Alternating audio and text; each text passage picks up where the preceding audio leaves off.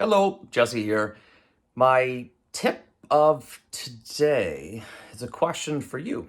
Do you make your bed every day? Now, I've been going through a lot of positive changes over the past few years, which I will talk about or have talked about. One of the biggest things that was recently reminded to me was Tim Ferriss. I love Tim Ferriss, major man crush. He and many other people comment on the importance of making your bed every day. So it starts off with the overall concept of being organized in your head.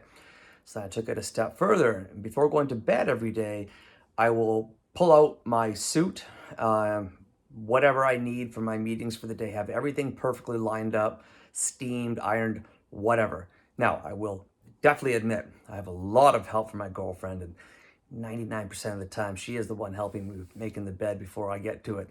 Today I did it. Anyways, my point is it's a great start to the day, and I wake up knowing everything is neatly organized. I'm not stressed out. I'm very rarely late.